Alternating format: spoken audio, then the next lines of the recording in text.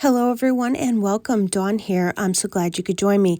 Today is going to start my Christmas card collection. I must still be in Halloween mode though because I really struggled with what to make for my first card, but I think it turned out really nice in the end. I decided to make a winter background using the Whimsy Stamps Snow Flurry stamp set. I like this stamp set because you get so many different size snowflakes in it and you can make tons of different backgrounds with this. I thought it would be fun to make a background that kind of looks like pattern paper. So let's get started.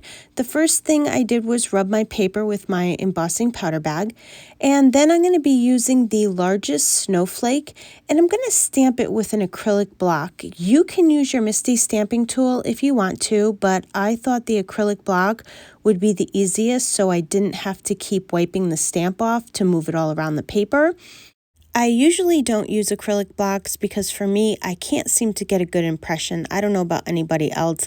I'm always worried I'm going to make a mistake, but when I use VersaMark ink, it makes it a little bit easier. Plus, this is a big image and it doesn't have to be in a perfect spot. I'm just stamping the image onto the paper and then I'm going to pour embossing powder on it so that I can see where I stamped the image.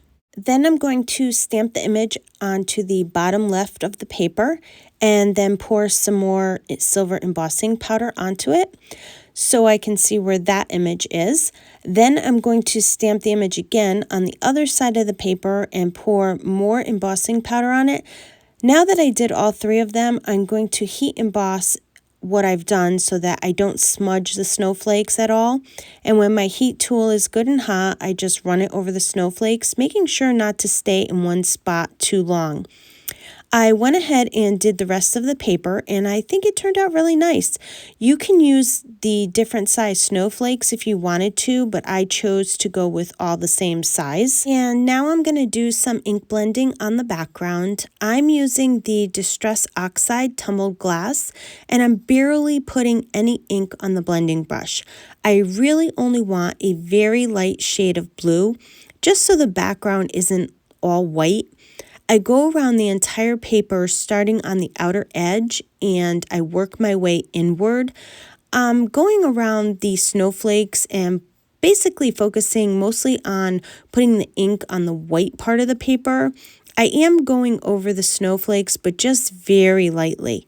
I continue to do this until the paper is covered. You can go as light or as dark as you want to. I was just going for a lighter look for this card. And then I'm going to trim the background down to 3 by 5.5 inches. And then I adhere a piece of white craft foam to the back of it. And then I'm going to adhere the entire panel to the front of an A2 size top folding card. I cut 2 pieces of silver cardstock to about 1/4 of an inch thick each. And I'm going to adhere them down both sides of the snowflake panel. I find it's easier to put the glue on the card base like this and then slide the silver strip into place. I thought by adding the silver cardstock that it would make the snowflakes pop just a little bit more. It's okay that the strips were a little bit long. I'm just trimming them down with my scissors. I'm using the Bunny Winter Holiday for the sentiment. I'm using the Season's Greetings sentiment. I didn't know if I wanted Merry Christmas or Season's Greetings, so I'm stamping both of them, and I stamp them with some VersaMark ink, and then I pour silver embossing powder on it. And when my heat tool is good and hot, I'm going to heat emboss both of the sentiments. I decided I liked the look of the smaller sentiment better, plus I thought the Season's Greeting went more with the snowflake theme rather than the Merry Christmas.